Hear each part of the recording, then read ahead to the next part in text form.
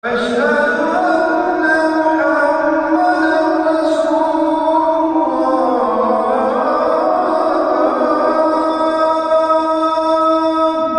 Bismillahirrahmanirrahim. Assalamualaikum warahmatullahi wabarakatuh.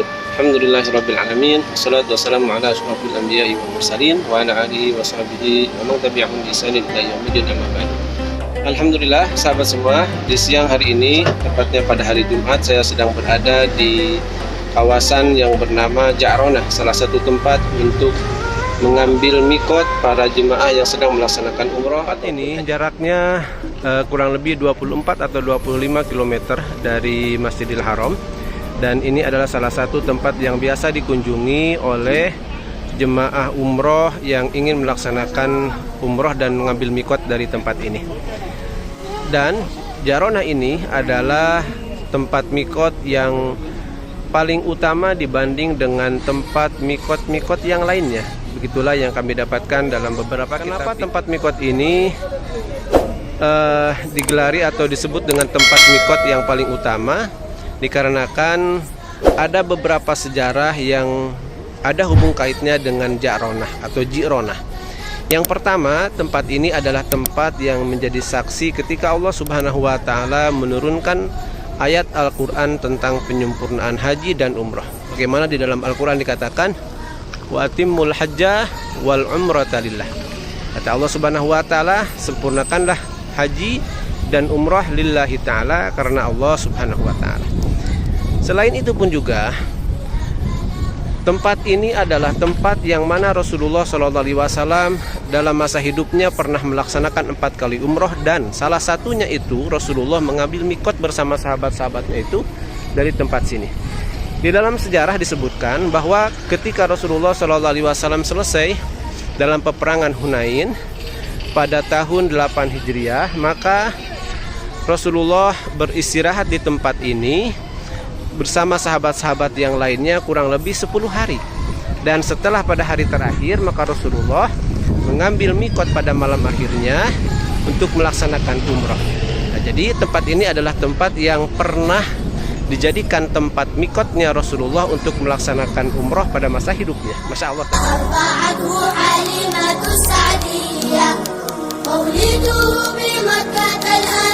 Ja'ronah juga tempat menjadi saksi pertemuannya kembali Nabi Muhammad SAW bersama ibu susunya, yaitu Halimatus Sa'diyah radhiyallahu anha. Dikisahkan ketika itu Rasulullah SAW usai dalam peperangan Hunain yang terjadi pada tahun 8 Hijriah setelah hijrahnya Rasulullah SAW. Dan perang Hunain ini terjadi setelah Futuh Mekah, setelah Mekah ditaklukkan, sehingga tidak aneh ketika perang Hunain banyak sekali sahabat yang ikut, dikarenakan di samping beberapa sahabat Ansor dan Muhajirin ikut dalam perang Hunain, juga ditambah oleh beberapa sahabat yang baru masuk Islam ketika Mekah ditaklukkan oleh Rasulullah SAW. Nah, jadi banyak sekali sahabat yang ikut dalam peperangan Hunain, sehingga kebanyakannya atau banyaknya jumlah dari golongan sahabat Rasulullah SAW itu diangkat oleh ayat yang berkaitan dengan perang Hunain. Insya Allah nanti kita akan sampaikan peristiwa dalam peperangan Hunain. Nah, ketika itu Rasulullah SAW istirahat di tempat ini setelah peperangan Hunain beberapa hari. Nah, dalam istirahatnya itu Rasulullah membagikan daging kambing kepada sahabat-sahabat yang ikut dalam peperangan. Nah, suatu ketika Rasulullah SAW membuka mantelnya. Ada yang mengatakan membuka selendangnya. Dan setelah dibuka, Rasulullah SAW menyimpannya, digelar mantel atau selendang tersebut di atas pasir, sehingga sahabat-sahabat yang lain yang melihat keadaan Rasulullah SAW itu merasa heran, kenapa Rasulullah dengan seketika membuka mantelnya dan digelarkan di atas pasir. Dan setelah itu tidak lama kemudian Rasulullah mempersilahkan untuk duduk seorang wanita parubaya ketika itu, untuk duduk di mantel atau di selendang yang digelarkan oleh Rasulullah SAW sebagai tanda penghormatan terhadap ibu susunya yang sudah lama beberapa puluh tahun tidak berjumpa dengan baginda Nabi Muhammad SAW. Nah, jadi sahabat, ini adalah tempat yang menjadi saksi ketika pertemuan kembalinya Rasulullah bersama ibunda Halimatus Sa'diyah, dan sudah dipastikan, diyakinkan bahwa Halimah dan suaminya dan anak-anak Halimah itu mereka adalah sebagai sahabat Rasulullah SAW yang masuk Islam ketika Rasulullah masih hidup, sehingga diabadikan di dalam kitab Al-Barjangji, was-sahihu annaha aslamat ma'a zawjiha wal banina wa dzurriyyah wa qad addahum fi sahabati jam'un min thiqatir ruwah. Nah, wallahu a'lam bissawab. Kenapa tempat ini disebut dengan Ja'ronah?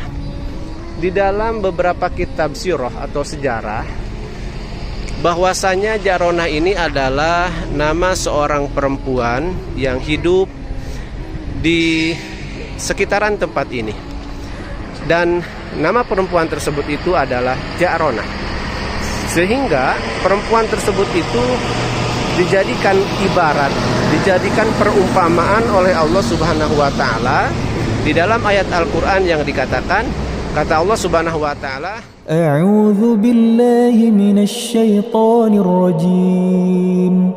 Bismillahirrahmanirrahim. ولا تكونوا كالتي نقضت غزلها من بعد قوة أنكاثا. Kata Allah Subhanahu wa taala, wala takunu kallati, dan janganlah kalian seperti perempuan naqadat ghazlaha min ba'di quwwatin, yang memintal benang setelah benang tersebut kuat sempurna, angkasa, diudar kembali, dibuka kembali. Jadi seakan-akan Allah Subhanahu wa taala menyampaikan, janganlah kalian seperti seorang perempuan yang mana perempuan tersebut itu kebiasaannya membuat pintalan benang, dan setelah kuat pintalan tersebut dibuka kembali, diudar kembali, seakan-akan kegiatannya atau kebiasaannya itu tidak ada manfaatnya sama sekali. Jadi membuat kebaikan, membuat kebenaran, tetapi diudar kembali, dibongkar kembali dengan perbuatan-perbuatan jelek, sehingga Allah Subhanahu wa taala mengibaratkan wala takunu kallati naqadat ghazlaha mim ba'di quwwatin angkatha. Dan perempuan tersebut itu yang diibaratkan di dalam Al-Qur'an menurut Ibnu Abbas adalah seorang perempuan yang bernama Ja'ronah atau Ji'ronah, yang beliau hidup di tempat ini. Wallahu a'lam bishawab. Jadi sangat banyak sekali sejarah yang berkaitan dengan Masjid Ja'ronah ini, sehingga itulah kenapa ulama fuqaha menyampaikan tempat ini tempat yang paling utama dibanding tempat mikot-mikot yang lainnya. Nah, dan sahabat, kita lihat bagaimana kondisi keadaan di dalamnya nanti insya Allah. Kita lihat dulu hamam yang ini kalau pada musim umroh sangat penuh sekali, ngantri untuk bisa masuk ke hamamnya. Dan Masya Allah, ini hamamnya, Allahumma inni a'udzubika minal khubuthi wal khaba'is, sangat bersih sekali, harum. Walaupun di hamam ini aromanya sangat harum sekali, dirawat dengan secara teratur. Ini hamam-hamamnya juga sudah disediakan dengan shower. Nah, bagi jemaah yang ingin melaksanakan mikot dari tempat ini, dari Ja'ronah, jadi bisa mandi dulu di sini, disediakan showernya dan sangat bersih sekali. Masya Allah, sangat efisien. Assalamualaikum. Min waina? Min waina? Where are you from? Sri Lanka. Oh, Sri Lanka. Ini adalah sebagian jemaah yang mau melaksanakan umroh. Beliau dari Sri Lanka. Insyaallah tabarakallah. Dan sahabat, kita langsung lihat keadaan masjid di dalamnya. Memang masjid ini ukurannya tidak terlalu besar dan kelihatan sangat kecil, mungil sekali. Dan menurut beberapa catatan bahwa bangunan ini terakhir direnovasi pada masa kerajaan Malik Fahad, insyaallah. Dan insyaallah ada Abu Gilbi. Assalamualaikum Abu Gilbi. Ayo mari ke masjid bareng. Apa mau ke hamam dulu? Udah, alhamdulillah. Kita lihat langsung bagaimana keadaan di dalamnya. Dan ini sepertinya kalau sebentar lagi menjelang azan Jumat pasti akan penuh, karena ini sudah disediakan karpet di luar digelar untuk jemaah-jemaah yang tidak mendapatkan tempat di dalam. Nah, padahal ini azan zuhur atau Jumat kurang lebih 1 jam lagi akan tiba insya Allah. Bismillah. Dan kita insya Allah kita cek dulu biasa seperti biasa untuk cek tensinya ya, lebih.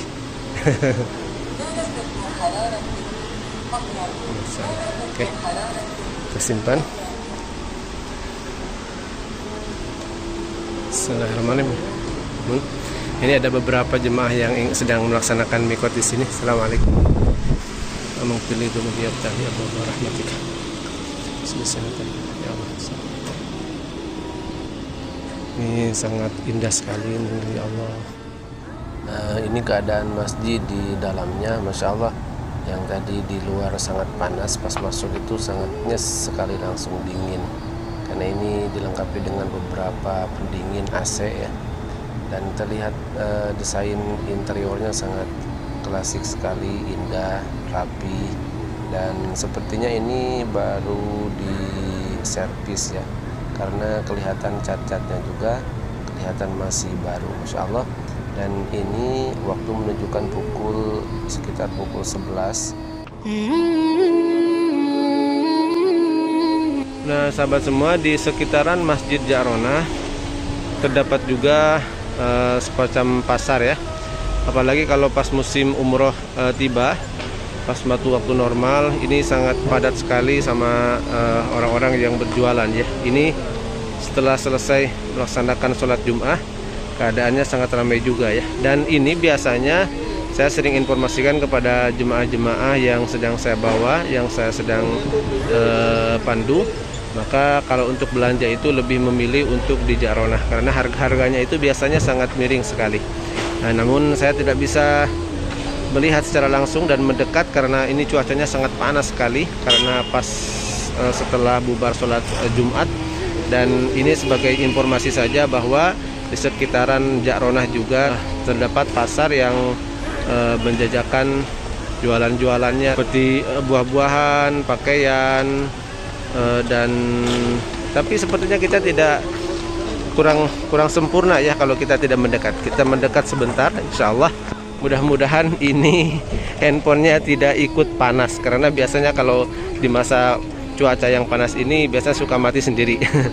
Nah ini seperti yang jualan es lemon, terus sendal juga banyak, ada sayuran-sayuran. Assalamualaikum.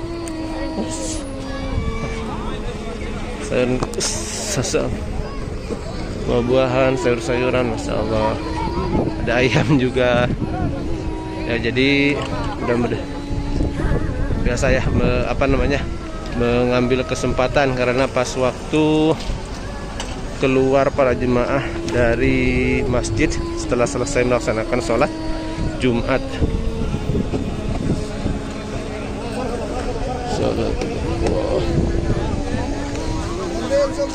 Baik sahabat semua, terima kasih sudah menonton. Mudah-mudahan informasi ini bermanfaat dan menambah ilmu dan wawasan kita.